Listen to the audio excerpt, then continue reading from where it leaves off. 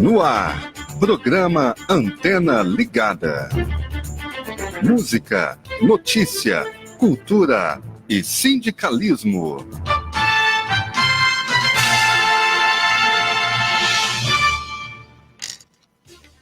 Olá, bom dia. Bom dia, o programa Antena Ligada está começando agora aqui pela radiotrabalhador.com.br. Forte abraço para você. Quarta-feira quente, hein? Eu não sei aí na sua cidade. Teve cidades aqui no interior do estado de Goiás e até em outras localidades que caiu uma garoa. Mas olha que Goiânia, Aparecida, tá quente pra caramba. Como é que tá aí? Muito bom dia, o programa está só começando. Vamos fazer o programa juntos? A gente, nessa quarta-feira, precisa lembrar você que sábado agora, hein? Tem novo tsunami da educação, uma atividade que é chamada pelos estudantes, pela área da educação, uma grande manifestação contra os cortes promovidos pelo governo federal no setor de educação. Você sabe, né? Os cortes, eles atingiram principalmente o nível superior, as universidades federais, os institutos federais, que também têm cursos técnicos, mas atingiram também o ensino fundamental e básico, mexe no Fundeb, cortou inclusive dinheiro para os livros didáticos do ensino fundamental. Então, estudantes voltam às ruas neste sábado e em Goiânia, o ato do tsunami da educação, que é chamado aí pelo pessoal da área da educação, vai ser junto com um outro ato muito importante, ato que acontece há 25 anos, um ato promovido pela Igreja Católica, pela CNBB, que é chamado o Grito dos Excluídos. O Grito dos Excluídos são atos que acontecem no Brasil inteiro e em Goiânia vai ser junto com o pessoal da educação. Concentração ali na Catedral Metropolitana, próxima à Praça Cívica, às 8h30 da manhã. Eu vou falar mais sobre esse assunto, porque a gente tem muito assunto para falar hoje. Presta atenção no que eu vou te falar agora. Você sabe qual é a diferença de migração, migrante? O que é emigração, migração? Emigração, migração, migrante, refugiado. Opa, refugiado? Nossa, a gente faz muita confusão com esses termos, não é? Mas hoje eu tenho em estúdio uma especialista, que eu já vou apresentar daqui a pouquinho para você, que vai ajudar a gente a entender todos esses termos complicados. Bom, os meus parentes antepassados, eles vieram de outros países. Então, o que eu sou? Eu nasci no Brasil. Mas e se eu sou goianiense, e eu me mudar e morar um tempo em outro estado, eu sou migrante? Como é que é essa história? Vamos falar sobre esse assunto aqui. E vamos, claro, aprofundar o assunto e vamos buscar saber no programa de hoje sobre a questão específica da migração venezuelana. E os refugiados venezuelanos, eles são migrantes ou são refugiados? Ih, que confusão! Vamos entender esse assunto aqui e é por isso que o meu bom dia hoje começa com a professora Carol Issa, ela que é da ESUP, aqui de Goiânia, da Fundação Getúlio Vargas. Ela é mestre em Direito Constitucional, é pesquisadora em Direito Internacional das Migrações. Professora, muito obrigado pela sua presença aqui. Bom dia. Bom dia, eu que agradeço o convite. Vai ser muito engrandecedor para todos nós podermos compartilhar desse saber do migrante, do refugiado, do entrada e de sair. A gente faz uma confusão aqui, porque eu sou migrante, refugiado eu acho que ainda não sou refugiado. Mas a grande verdade, professora, é que a gente ouve esses termos, né? Quem sai daqui, e por exemplo, o pessoal que saiu daqui foi trabalhar nos Estados Unidos, está morando lá. É o quê? É um migrante. Migrante é aquele que migra. Migrante é qualquer indivíduo que se desloca de um lugar para outro. Eu posso ser um imigrante, quando eu venho de um outro país e entro em determinado território, no caso do Brasil. Imigrante é qualquer pessoa que é proveniente de outro país e entra no nosso território. E emigrante é o caso que acontece, do exemplo que você citou, de um brasileiro que eventualmente deixa o Brasil para ter experiências Em outros em países? outros países. Ah, bacana, hein? Bom dia aí já para o pessoal que está entrando no nosso canal. O Márcio Mendes, bom dia, Márcio. O Gilson Queiroz, bom dia, Gilson. Bom dia para todo mundo. Ajuda a gente a fazer o programa aqui, manda as perguntas aí, porque a professora Carol Issa, ela é mestre, é especialista nesse assunto, e nós vamos aprofundar daqui a pouquinho para falar do tema que ela estuda já há mais de 16 anos, que é a questão da migração do povo venezuelano aí, chegando até na questão de refugiado. Mas a gente está tentando aqui entender esses temas, esses termos, que muitas vezes nós fazemos muita confusão. Então, migrante é qualquer ser humano que está se movimentando, Se deslocando. se deslocando. Se deslocando. E aí, É uma característica de alguns povos ou do ser humano? É do ser humano. Nós temos o hábito de nos deslocarmos em busca das nossas necessidades, quaisquer que sejam. Por comida, por proteção, por trabalho, por oportunidades, por construção familiar. O indivíduo nasceu para ser um povo, não digo nômade, mas para buscar um local que lhe dá melhor condição de atender às suas necessidades. E essa é uma característica de todos os seres humanos? De todos nós. Dentro do Brasil, nós temos inúmeros casos de pessoas que são deslocadas, que são migrantes, por razões diferentes. Eu, por exemplo, eu sou cearense e hoje vivo em Goiânia. Vivo no estado de Goiás e estou aqui. O que não me impede de ir, a depender dos contextos e situações, eu não possa ir para outro estado, para outra cidade ou para outro país. Esse exemplo é muito bacana, professor, porque a gente nem imagina uma situação dessas, né? E Goiás, a gente, até pela nossa localização central e por oportunidades aí que as pessoas corajosas como a senhora vêm aqui trazer o seu conhecimento, contribuir com o crescimento de Goiás, a gente recebe um abraço para todo mundo aí, para o nosso querido Nordeste brasileiro, que eu amo tanto, né? Mas a gente não pensa nessas coisas. O Márcio fez um comentário, daqui a pouquinho eu leio, viu, Márcio?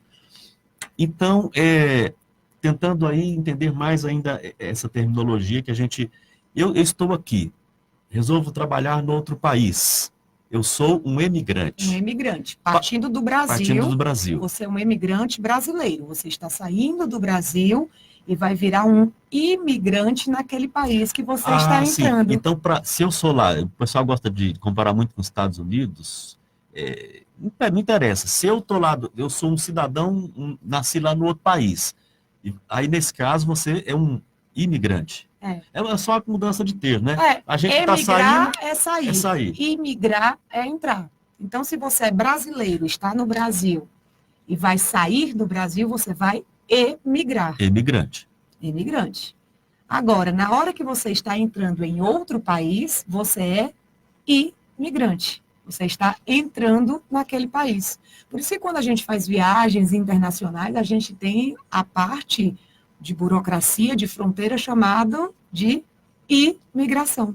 O ato de entrar naquele país. Tem que falar com o setor de imigração lá, apresentar o passaporte quando é exigido. A documentação necessária, cumprir aqueles requisitos burocráticos que os países vão criar. Aproveitar aqui o que o Márcio comentou, e aí a gente, só para botar aqui na roda, aqui, que é assim que a gente faz o programa, juntos, né? O Márcio falou assim, migrante é quando eu, sem motivo político, decido não morar em determinado país. Mas pode ser por motivo político também, não pode? Migrante é o geral. A nossa lei de imigração, ela trata o migrante como um todo, e aí ela vai fazer as distinções dos tipos de migrantes. Então, quando a gente envolve questões políticas, isso é bem legal que ele trouxe, a gente já abre para outras duas situações, que é o desdobramento desse migrante em categoria de asilo, ser um asilado, ou ser um refugiado.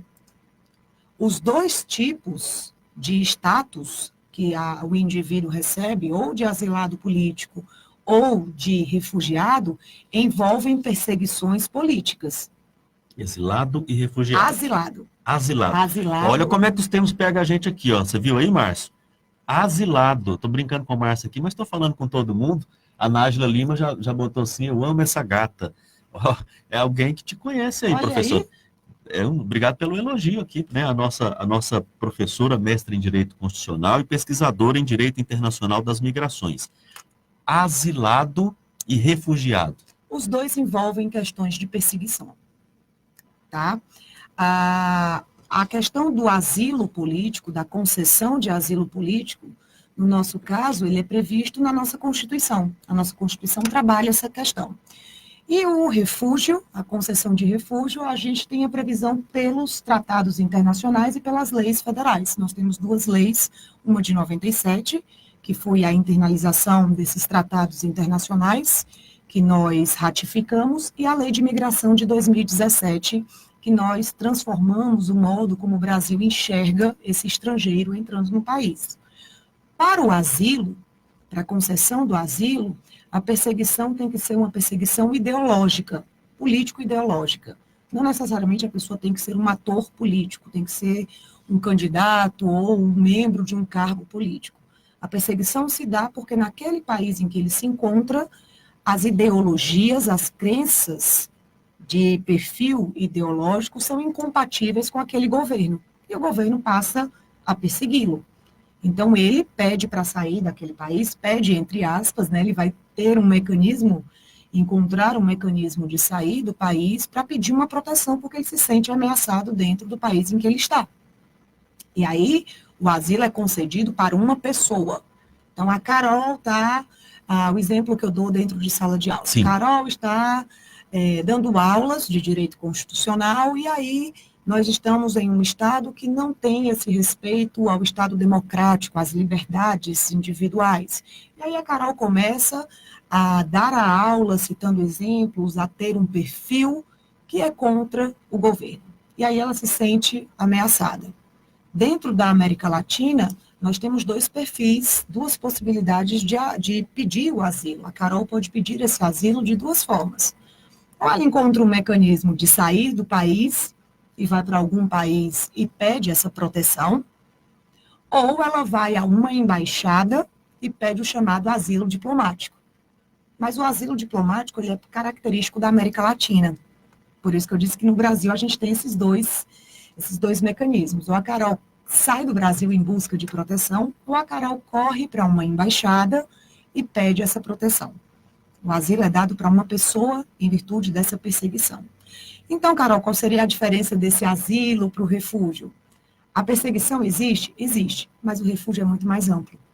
A perseguição é para grupos, e não só perseguição política. A concessão do status de refugiado, eu vou trazer a essa possibilidade de concessão para pessoas que estão sofrendo perseguições que vão desde raça, nacionalidade, religião. E aí, ao longo da história, a gente foi vendo que só esses critérios não eram suficientes, a gente foi inserindo as questões de não ter direitos de segurança à vida, violações de direitos humanos, a questão de desastres ambientais que deixam as pessoas em alta situação de vulnerabilidade, perseguições por opiniões, perseguições políticas. Então, a concessão do status de refúgio ela é bem mais ampla do que a de asilo. O de asilo ele tem um conceito fechado que envolve essa perseguição político-ideológica. Vai ser dado para um indivíduo. Quando eu falo de refúgio, eu estou falando de grupo. Um grupo social que está dentro de um contexto de perseguição. Quer seja por raça, como aconteceu à época de Segunda Guerra Mundial, pela origem, pela nacionalidade. Ao longo da história, nós fomos evoluindo com isso por questões ambientais, e aí a gente teve até o exemplo do Haiti. O Brasil foi referência no acolhimento desses haitianos, por violações aos direitos humanos, como a gente teve a questão atual da Síria, da Venezuela, por religião, como já aconteceu em anos anteriores, por conta da Síria, do Paquistão. Como é que foi o exemplo da Síria e do Paquistão? Só aproveitando aí o seu conhecimento, para muita gente que não acompanhou, ou então viu e não entendeu muito direito. A primeira grande massa de migrantes sírios que nós tivemos para o Brasil, trabalhando especificamente para o Brasil, era por perseguição religiosa. Quem exercia o comando de governo à época era de uma filiação religiosa muçulmana e perseguiam-se quem não eram muçulmanos. Então, nós tivemos uma saída em massa de população síria porque eram cristãos. Esses sírios se disseminaram no mundo. Nós tivemos uma grande massa de migrantes sírios no Brasil por uma questão de perseguição religiosa. O acolhimento dado a esse grupo era porque eles não tinham a segurança de permanecerem na Síria em virtude da escolha religiosa deles. Mas isso não acabou. Nós tivemos uma questão minimizada. Hoje, a situação da Síria desde 2011, com a questão da Primavera Árabe, se desdobrou em outras coisas. Não é uma perseguição apenas religiosa. Hoje a gente tem uma perseguição política, a gente tem violação de direitos humanos, a gente tem uma instabilidade, uma insegurança institucionalizada dentro do país. E essas pessoas hoje que migram da Síria para o mundo, a Síria hoje no mundo é o maior índice de pessoas que saem do país, tá? Para todo mundo, inclusive para o Brasil, nós, o maior índice de estrangeiros que recebemos são sírios. Interessante, né? Porque, e a questão do Paquistão, que é outra questão, assim, que as pessoas não acompanham muito.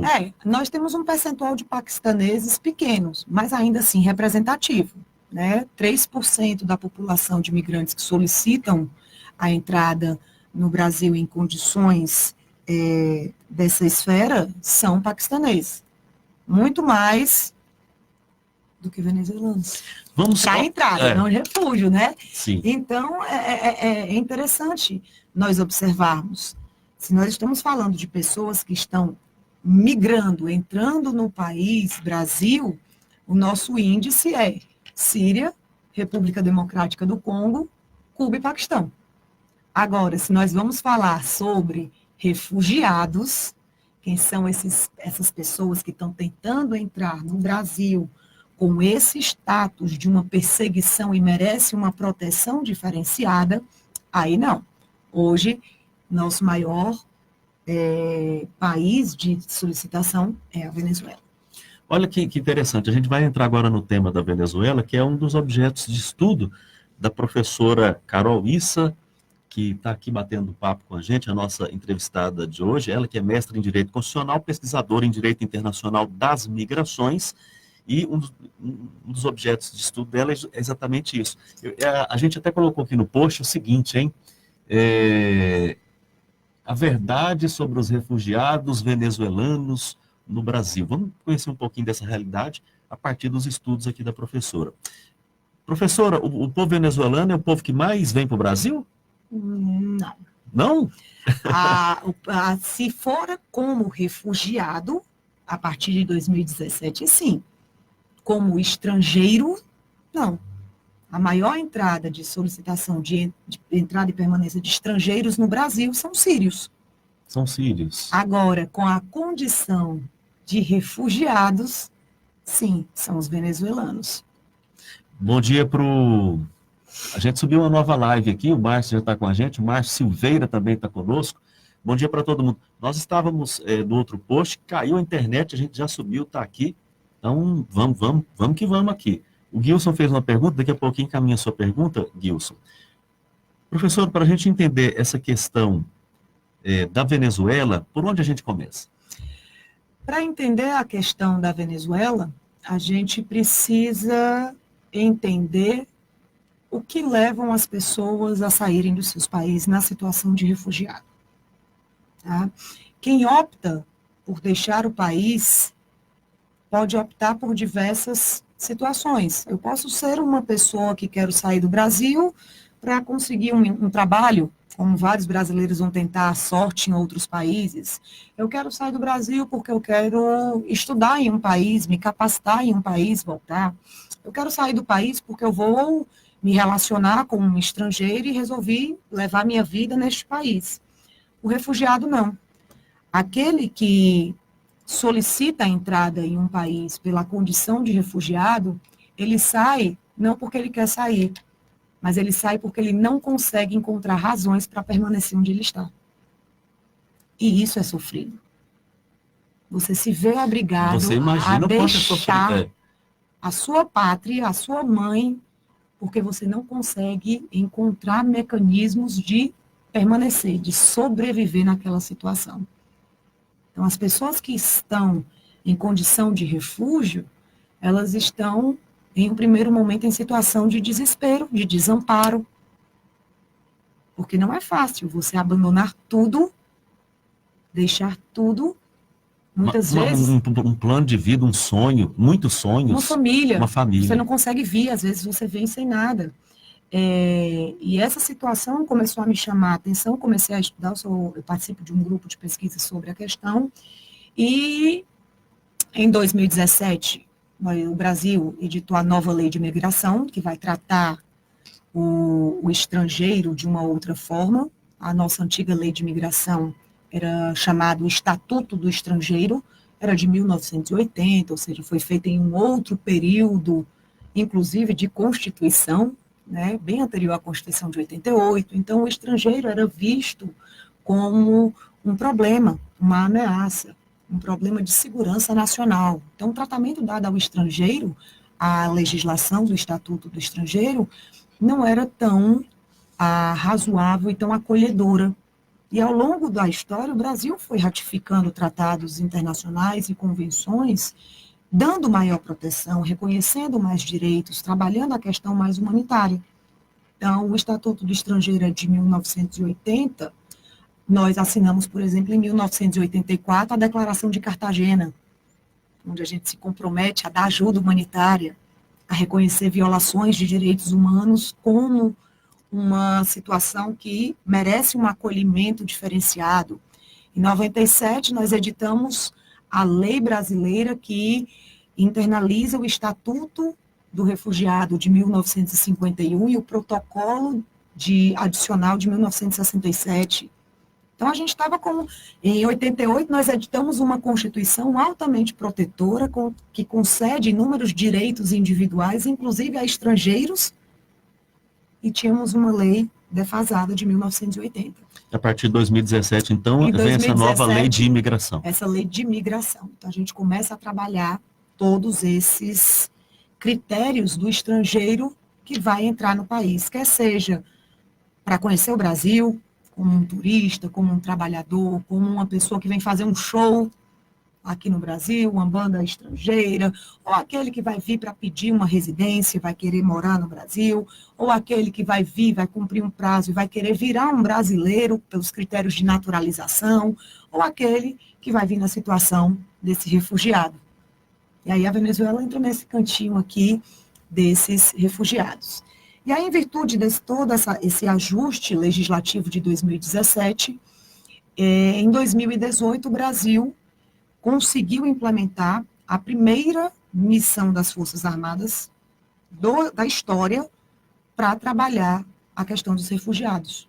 Porque todas as outras questões, inclusive a época dos haitianos, períodos de 2014 e 2015, que foi o maior índice, nós trabalhávamos... No caso do Haiti, foi por conta do desastre que aconteceu lá, ambiental, né? Isso. Mas a gente fazia políticas espaçadas. Surgia um problema, a gente resolvia aquele ponto. Acolhia aqui, mandava lá. Agora não. Em 2018, com a lei de imigração, nós criamos uma operação, que foi, em março de 2018, chamada Operação Acolhida. E, Carol, ela é uma operação brasileira, do Estado brasileiro?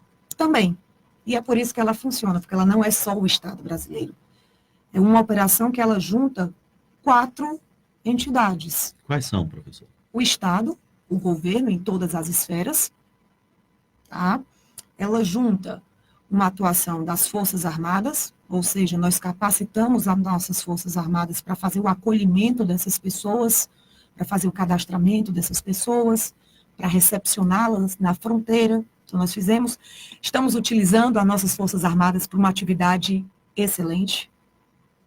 Nós temos a sociedade civil, várias ONGs, Caritas, ONG Fraterna, então nós temos vários membros das instituições de ensino superior se disponibilizando a ensinar português para essas pessoas, o SEBRAE dando cursos de capacitação ou abrindo vagas de emprego para essas pessoas pelo Brasil, e nós temos organizações internacionais, como a ONU, com a agência da Acnur, dentro dessa operação acolhida. A Acnur é o Alto Comissariado da ONU, né, o Alto Comissariado das Nações Unidas para refugiados.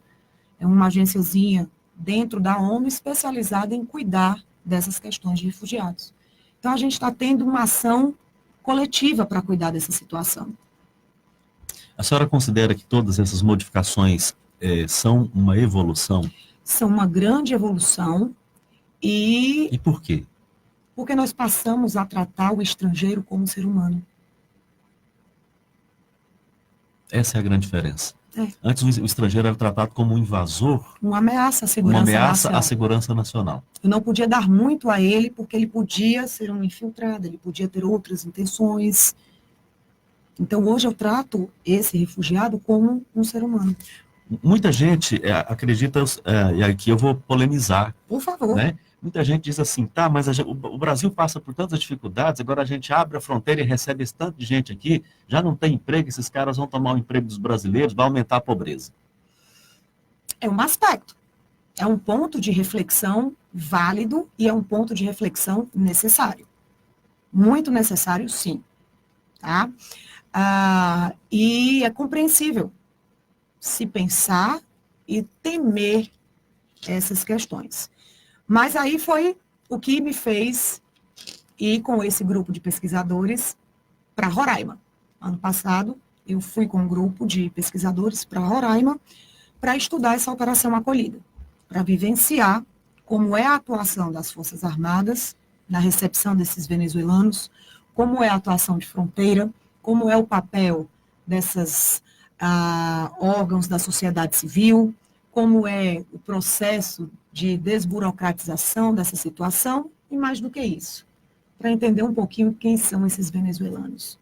E algumas coisas me chamaram a atenção e me quebraram paradigmas também. O importante da pesquisa é quando nós também quebramos os nossos pré-concebimentos, os nossos preconceitos. A grande maioria desses venezuelanos que entram no Brasil, eles têm curso superior. Olha Então, só que interessante, né? Eles são mão de obra passível de dependerem pouco do Estado. Então, quando a gente olha aquela massa de pessoas numa situação de desespero. De desespero completo, uma massa, a gente tem aquela noção, olhando, né, através, claro, por meio dos veículos, uma massa de desesperado, de gente, essa impressão, né, de miseráveis, de gente acabada. Então, para começar, a maioria tem até nível superior. A maioria são nível superior. Uma das coisas que aconteceram enquanto eu estava lá, em uma das principais avenidas de Boa Vista, tinha um venezuelano que ficava no sinaleiro, tocando um instrumento musical. Mas não era qualquer instrumento musical, era um violoncelo. Ou seja, não é qualquer pessoa que domina a arte e a aptidão de tocar tal instrumento. E aí foram atrás de conversar com ele, etc e tal, e viu que ele era um juiz. Que estava naquela situação. Que tinha saído da Venezuela. É interessante porque é o seguinte, esse primeiro dado colhido pela pesquisa em loco lá, ele já quebra aqui uma ideia que a gente tem, que está vindo para cá um monte de coitadinho.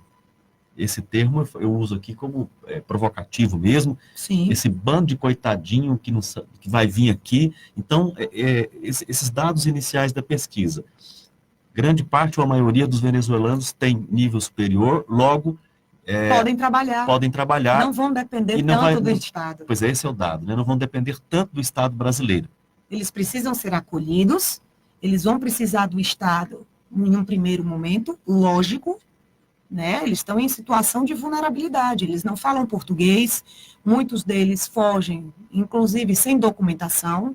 As regras trabalhistas na Venezuela são diferentes daqui, a CTPS daqui não funciona lá, então o diploma de lá às vezes não serve aqui, então eles vão precisar do Estado. Eles chegam precisando, inclusive, de comida. Tanto que um dos papéis da operação acolhida é receber essas pessoas, é a primeira coisa, dar alimentação para elas. Enquanto eles estão sendo recebidos... Garantir a vida. E a dignidade à vida, né? É recebê-los. O Estado tem esse papel. Depois entram os membros da sociedade civil para fazer o papel de trabalhar como essas pessoas podem ser produtivas. Essas pessoas não estão entrando no Brasil para querer a vaga de ninguém. Eles querem condições de sobreviver, de existir, para que quando o problema no país dele se resolver, acalmar, eles possam voltar. Eles não saíram do país porque quiseram, eles saíram do país porque foram obrigados. E é interessante observar, né? Obrigado a você que está aqui no nosso canal. Em estúdio comigo, a professora Carol Issa, ela que é da ESUP, FGV, Fundação Getúlio Vargas, aqui de Goiânia, mestre em Direito Constitucional, pesquisadora de Direito Internacional das Migrações. A gente está falando aqui sobre uma das pesquisas que ela realiza, que é o trabalho sobre os refugiados venezuelanos no Brasil. Professora, a gente estava falando aqui sobre quem são esses venezuelanos nesse trabalho que você fez lá na fronteira. Então, a maioria tem uma preparação, tem um curso superior, tem cursos técnicos e tal. Esses venezuelanos que estão entrando no Brasil agora, foi possível identificar nesse primeiro momento se eles vêm para ficar no Brasil ou se o Brasil é uma rota apenas de passagem para outro lugar? Foi possível identificar alguma coisa nesse sentido? Foi. E aí já não foi uma pesquisa nossa. Existe uma série de organizações, o próprio Estado brasileiro, por meio do Ministério da Justiça, por meio da Polícia Federal, que faz o controle migratório de fronteira do Estado brasileiro, coleta esses dados. Por incrível que pareça, o Brasil não é o primeiro, não é o segundo, não é o terceiro país de interesse desses venezuelanos. Olha só. Nós não somos interessantes então nós não somos o objetivo de primeira pensar do venezuelano. Primeira barreira que nós temos para o venezuelano, que vai precisar fugir do país, fugir daquela situação, é o idioma. Então, para eles, a primeira opção é fugir para países que estão próximos e que tenham o mesmo idioma. O acolhimento é mais fácil. A receptividade dessas pessoas são mais fáceis. A forma dessas pessoas se integrarem à sociedade e terem até a cultura mais semelhante é mais fácil do que no Brasil. Em 2018, os dados fornecidos pela Polícia Federal, nós ocupávamos a 6ª colocação com relação à escolha dos venezuelanos para entrar. Hoje, 2019, o último dado que nós temos foi fornecido no dia 23 de julho, então ainda recente, ainda... Bastante recente. E não podemos dizer que é um valor fechado. Esses valores ainda podem sofrer alterações, porque ainda temos o resto de 2019 por caminhar. Sim. Mas até 23 de julho, os dados fornecidos pelo Ministério da Justiça, nós saímos do 6º lugar e agora ocupamos o 4º lugar. Ainda não somos interessantes. Então, por que esses venezuelanos ainda optam por entrar? Primeiro, nós temos uma fronteira relativamente tranquila de passagem. Os venezuelanos, quando entram no Brasil, via de regra, a grande maioria deles, em torno de 63% desses venezuelanos, estão entrando pelo estado de Roraima, pela fronteira de Pacaraima. Então, lógico, existem membros e existem pessoas que estão entrando pela floresta, pelas fronteiras ilegais, as fronteiras não fiscalizadas. Mas a grande maioria está entrando pela fronteira de Pacaraima. Porém, por essas questões de vulnerabilidade, por essas incompatibilidades culturais, de idioma, de desburocratização de documento, imagine para você revalidar um diploma de médico, para você revalidar um diploma do curso de Direito, um juiz, esse senhor, por exemplo, que era juiz na Venezuela, como é que ele vai ser juiz no Brasil? Só se fizer um concurso público. Mas para fazer um concurso público, ele tem que ser bacharel em Direito, com um diploma reconhecido, tem que ter prática. Então, a legislação é diferente. Então, é um problema mais sério. O que a gente verificou, por esses dados fornecidos, é que boa parte desses venezuelanos tem o interesse de entrar pela fronteira de Roraima, cruzar o Brasil, chegar ao sul, algum estado da região sul, para migrar preferencialmente para a Argentina. Olha que interessante esse dado, né? Porque a gente fica imaginando, claro, o brasileiro tem todas as preocupações, então cerca de 63% dos venezuelanos entra de maneira legal pela fronteira, pelo estado de Roraima, e a maioria, na verdade, quer ir para a Argentina. Boa parte deles tem a intenção primeira de... Pode até mudar de ideia, mas a Pode. intenção... É porque com a operação acolhida, quando eles chegam e observam como o tratamento dado a eles pela operação acolhida já está diferente, alguns acabam por ficar no Brasil. Tá? Nós temos vários venezuelanos que foram mandados, por exemplo, para trabalhar em São Paulo, para trabalhar em Brasília, no Nordeste, o estado da Paraíba recebeu muita gente. Então, tem emprego. A depender da demanda, existem empregos. E essa operação acolhida, ela trabalha com uma tríade. Sim. É o acolhimento, ou seja, essa primeira recepção, onde esse venezuelano precisa do Estado brasileiro e o Brasil precisa também proteger os seus brasileiros.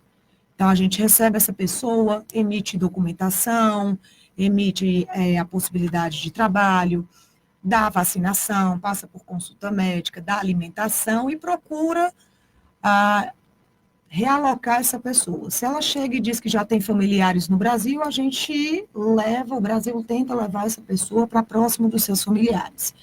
Se essa pessoa já tem uma aptidão para o trabalho específica, ela vai para o órgão lá da operação acolhida, que tem um banco de vagas de trabalho.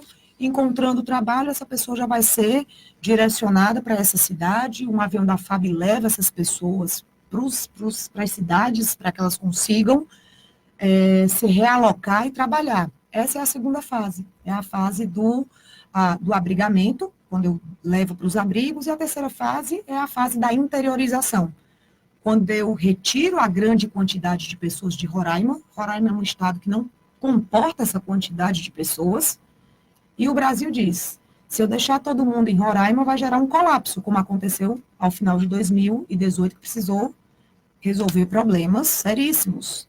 Quando eu interiorizo, eu distribuo esses venezuelanos para o Brasil, para fazer reunião familiar, encontrar os membros que já se encontram aqui, ou para dar trabalho.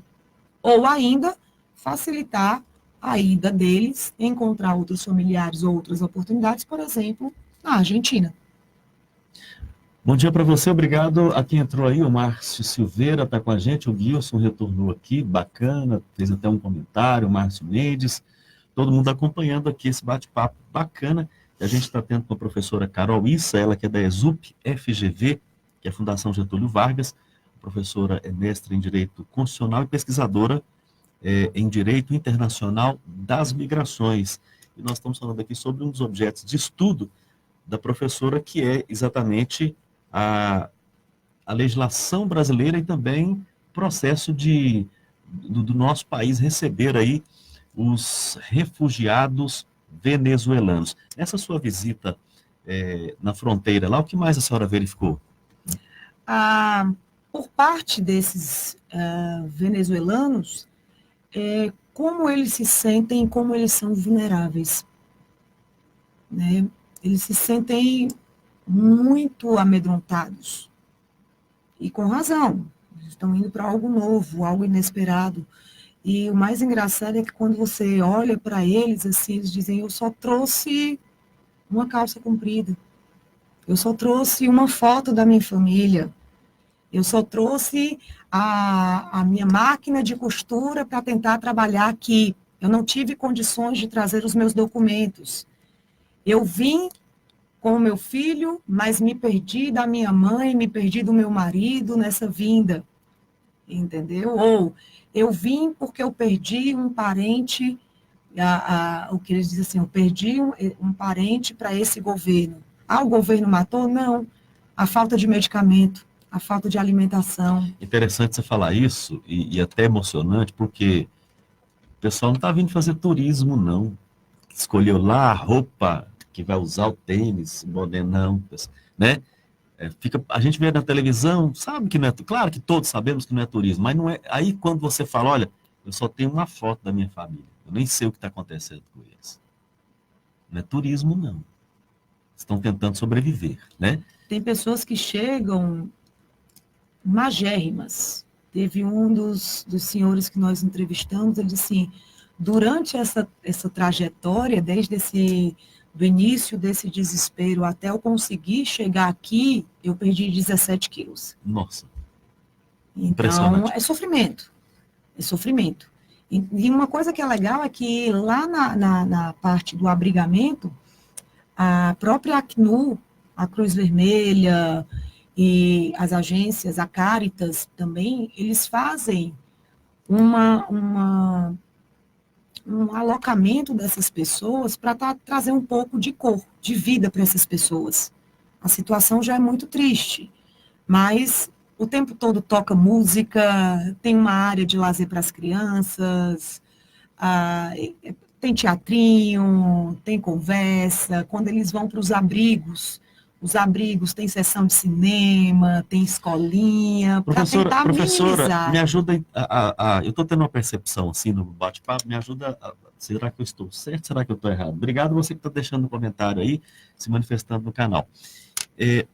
Parece que nessa nova legislação e esse processo de acolhida, a gente esquece, entre aspas, um pouquinho de onde está vindo e acolhe o ser humano, é mais ou menos por aí? A gente acolhe.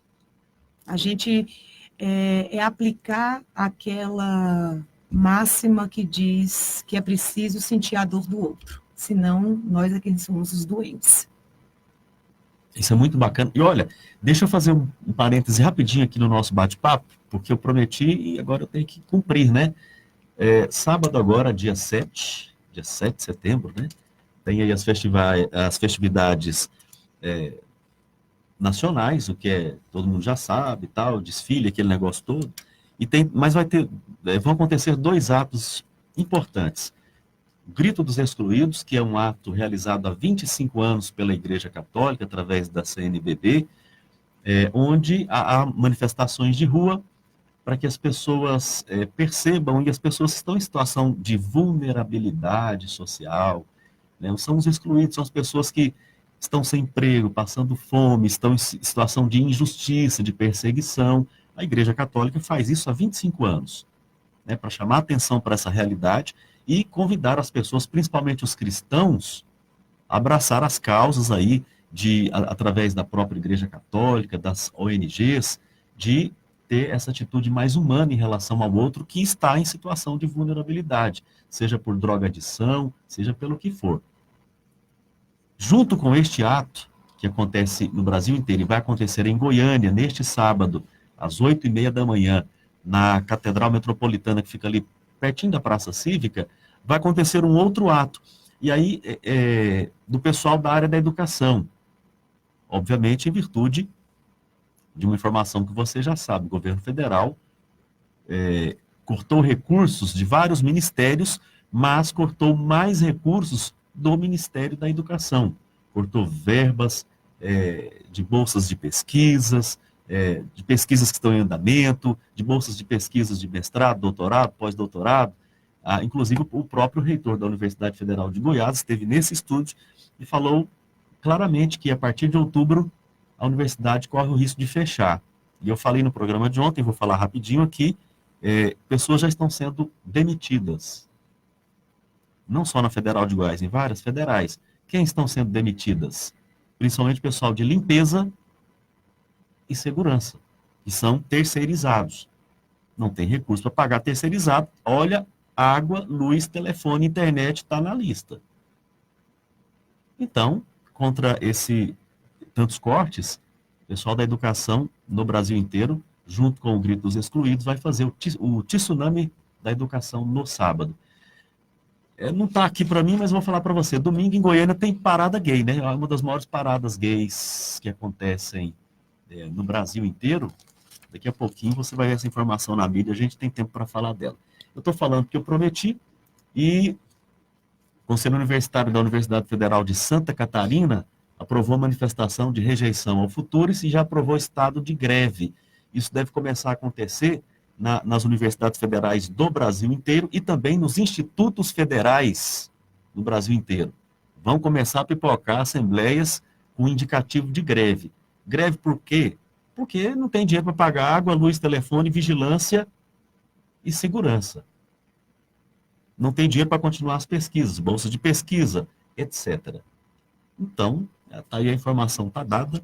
Eu aqui agora estou quites com você e a gente aproveita é o tempo aqui final da nossa entrevista, porque hoje a gente recebe em estúdio a professora Carol Issa, ela que é professora na ESUP-FGV, da Fundação Getúlio Vargas aqui de Goiânia, mestre em Direito Constitucional, pesquisadora em Direito Internacional das Migrações.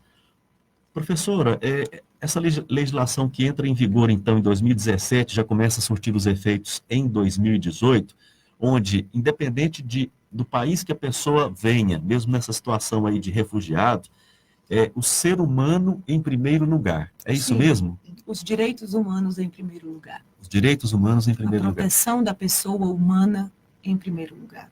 É um dever do Estado. E aí, nesse sentido, nós, brasileiros, ou nós, de qualquer país, temos que desenvolver ainda essa consciência. Eu acho que isso não está muito claro ainda. Não, e nem vai ser rápido. É um processo de construção, é um processo de evolução. Os direitos, eles são conquistados aos poucos e eles são necessários de serem revisitados e reforçados constantemente. Então, não vai ser em um ano, não vai ser em 2 anos que a gente consegue mudar a mentalidade. Eu acho que a pesquisa está aí para isso, para abrir os olhos aos poucos de que a realidade é diferente, de que todos nós temos uma obrigação social, não com o refugiado, mas com o indivíduo, com o ser humano. Não é uma questão de ele vai tomar o meu emprego, não, ele pode trabalhar comigo. Nós temos um mercado muito amplo, o Brasil é muito grande.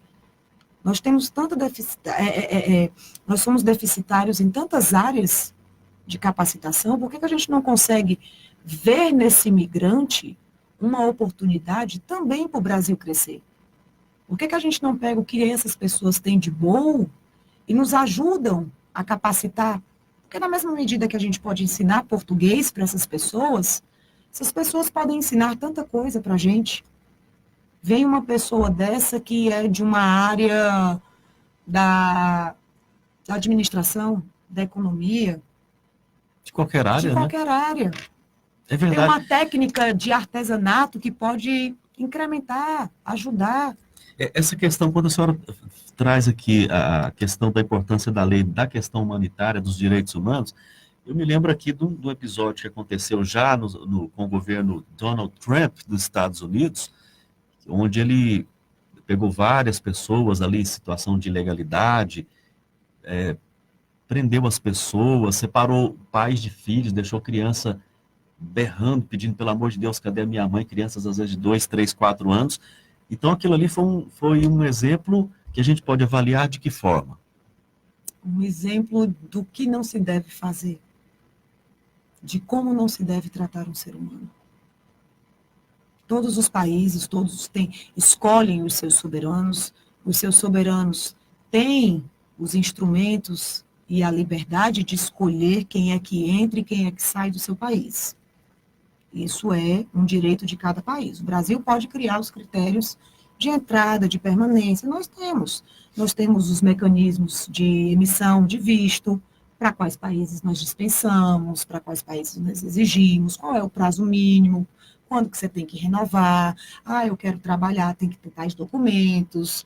Nós temos os critérios. Cometeu determinados crimes, vai ser julgado com as leis brasileiras, nós temos as hipóteses que nós não queremos mais as pessoas, mas isso não nos dá o direito de violar direitos humanos.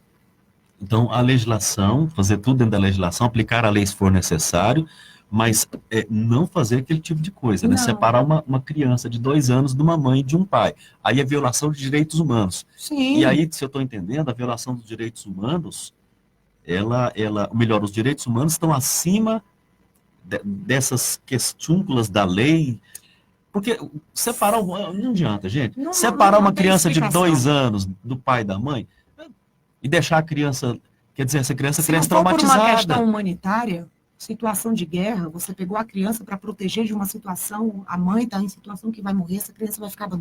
São circunstâncias. São circunstâncias. Lá não, lá foi uma decisão de Estado, é outra coisa. É outra coisa, um outro perfil. Se eu não quero aquela família no meu país, eu não sou obrigado a aceitá-la. Mas... Separar a família é outra coisa. Outra coisa. Existem meios e meios de se fazer a mesma coisa. E isso é interessante, esse exemplo que você trouxe, porque eu acho que o que acontece de bom no Brasil e para os brasileiros a gente tem que divulgar. E deve servir de exemplo para esses outros países Nós também, somos. né? Somos? A ONU nos reconheceu o projeto, reconheceu a Operação Acolhida como um modelo a ser adotado pelos outros países no que diz respeito ao acolhimento de refugiados. Ah, mas isso é um motivo de muito orgulho para nós brasileiros. Eu não sabia, você sabia? Nós viramos modelo. Nós não sabia, eu não sabia, eu acho que você também não sabia. Só quem é da área estuda esse assunto aí. Então, o Brasil é modelo. Essa operação acolhida, essa operação, esse projeto de essa juntar o forma de governo, a sociedade civil, o uso adequado das Forças Armadas e as organizações internacionais funcionou e está funcionando tão bem que o prazo da operação acolhida era para durar 1 ano, era para ter acabado no início de 2019, foi renovada por mais 1 ano, e mais do que isso, a própria ONU reconheceu que esse modelo implementado pelo Brasil foi um modelo que foi implementado muito válido. Tem falhas? Lógico, nós sempre temos que melhorar em várias questões.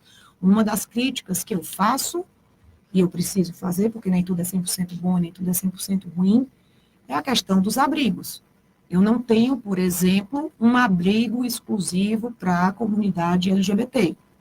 Mas o que não quer dizer que nós não estejamos acolhendo essas pessoas, que nós não estejamos dando um tratamento digno, de respeito. Podemos melhorar? Podemos.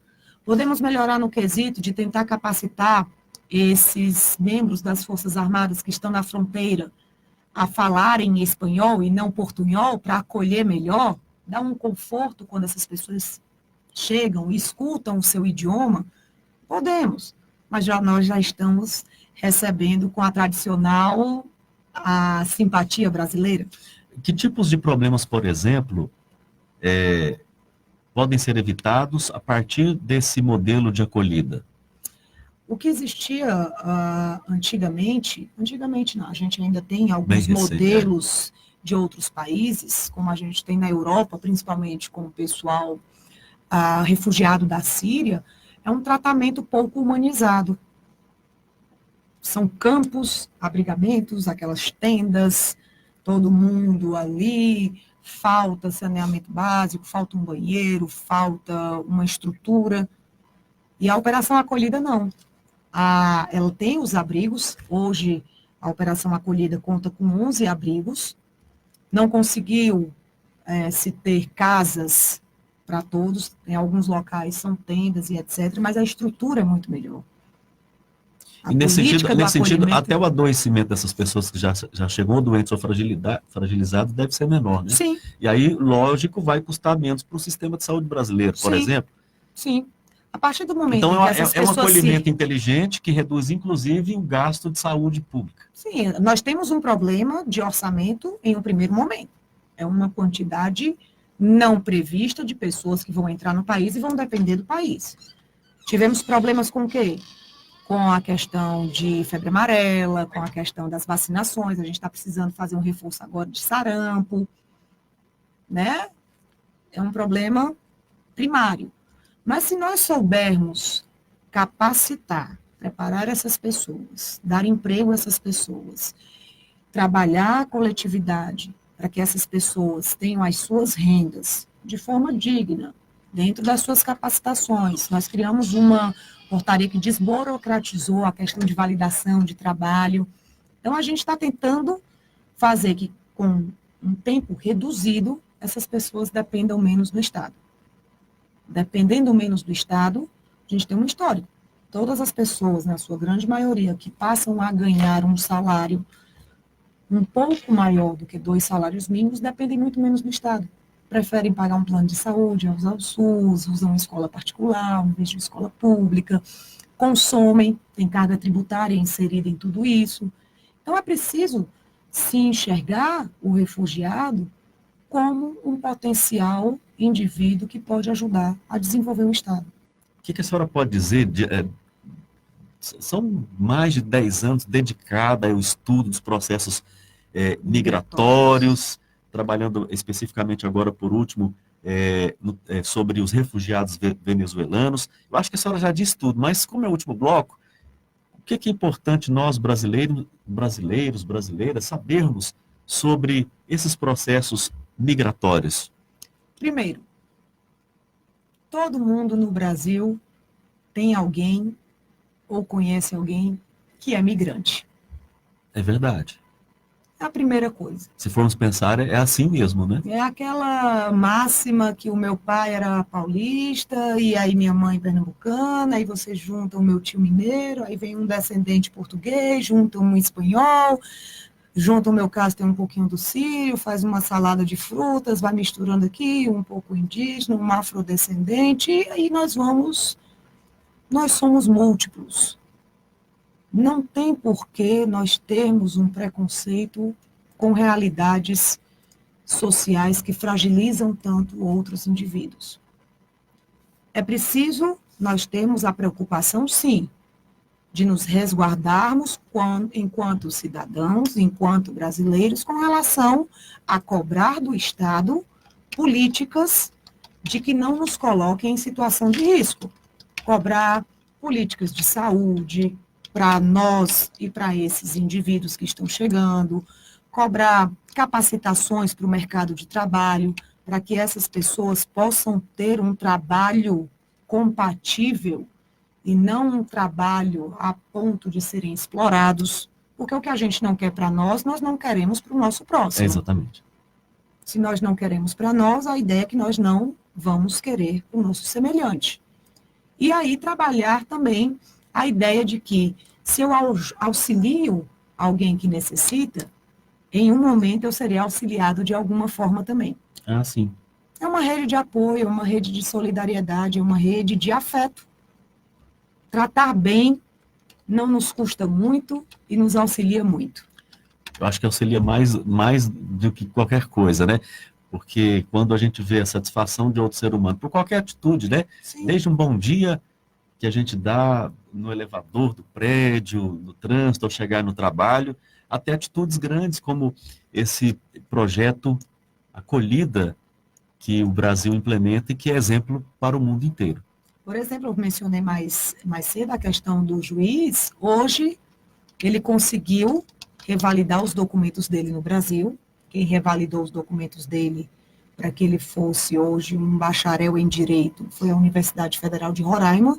E hoje ele é professor universitário. Puxa vida, olha só que exemplo, hein? Olha que exemplo. Para você que está assistindo agora o terceiro bloco, que já é o finzinho aqui da nossa conversa, mas a professora já está convidada para retornar, ela tinha dito lá no primeiro bloco da entrevista que um dos refugiados venezuelanos era uma pessoa que no estado, assim, para quem olhar de fora, até de mendicância, tocava um violoncelo. E aí, quando os pesquisadores foram conversar com essa pessoa, com esse refugiado, em situação de miséria, de desespero, tratava-se de um juiz. E esse juiz foi recebido no Brasil, ele passou por esse processo de acolhimento a partir da mudança da legislação, e hoje a realidade dele é esta, é um professor universitário. Ou seja, ele vai devolver para o Brasil, em forma de conhecimento, todo o conhecimento que ele tem. Teve. Que e maravilha. Vai contribuir com o país. Ele vai ajudar a formar outros brasileiros. O Gilson está falando assim, ó, quem quer ir para Passárgada? Tem alguma barreira, doutora? Eu acho que tem uma pontinha aí de ironia. Você quer ir para Passárgada mesmo, o Gilson? Gilson é um cantor, é um compositor e sempre acompanha aqui o programa. Obrigado pelos comentários aí todos, viu, Gilson? Olha, não adianta você pesquisar só do lado de cá, né? Então, essa minha questão com a Venezuela, de estudar a fundo, efetivamente, começou a época do meu mestrado. Em 2009, quando eu entrei, 2010, quando eu comecei a trabalhar, crises políticas, crise econômica. E em 2013, eu fui passar uns dias na Venezuela, logo após a eleição do Maduro. Né, o Chávez tinha morrido e eu fui à Venezuela para fazer uma pesquisa de campo. Então, eu posso falar que eu vivi essa transição, não muito longa, lógico, eu fui a título de pesquisa, a título de estudo mesmo, mas hoje eu compreendo bem melhor o que aconteceu na Venezuela, desde uma gestão da década de 90, quando a Venezuela era bem capitalista e etc. e tal, a entender quais foram as situações e as conjecturas políticas e econômicas e sociais que levaram à escolha do Chávez e de todas as alterações constitucionais que aconteceram na Venezuela, principalmente em 2009, depois a essa transição com a morte do Chávez e a questão da eleição do Maduro, e agora esse panorama, que é um conflito de um país, entre aspas, que aí é uma outra discussão que não vai envolver agora o refugiado, mas é ter um país com 2 governantes, né? Tem o Maduro e tem o Guaidó brigando ali por quem manda, que aquilo é uma instabilidade. Aquilo é uma sensação de insegurança para a população. Imagine se a gente estivesse dentro do Brasil com 2, entre aspas, presidentes que não conseguem parar de discutir sobre quem manda e a população está desamparada. Eu acho que os reitores das universidades federais, dos institutos federais, estão sentindo mais ou menos assim com o governo Bolsonaro e com os ministros da educação que vão se revezando, onde o ministério mais prejudicado é o Ministério da Educação e suas agências fomentadoras, como a CAPES, por exemplo, que vai perdendo recursos. Daqui a pouquinho vamos perder pesquisas, vamos perder cérebros pensantes, vamos perder pesquisadores como a senhora, professora, que naturalmente vão receber propostas de outros países, se o governo não mudar a postura e dar as condições de que as pesquisas continuem. Eu quero agradecer imensamente a sua presença e dizer o seguinte: faça dessa da Rádio Trabalhadora a sua casa também, para a gente trazer outros temas que permeiam aí o processo do direito internacional das migrações. Fico às ordens. Viu? Você já está convidada. Muito bom. Muito a gente tem obrigado. muita coisa para discutir, dá para a gente trocar ideias. Aqui a função da pesquisa não é criar uma conduta, é fazer com que as pessoas que não têm essa aptidão ou não têm o interesse ou não sabem da possibilidade de descobertas pelas pesquisas, tragam reflexões diferentes. Não é mudar a cabeça de ninguém, é abrir a cabeça de várias pessoas.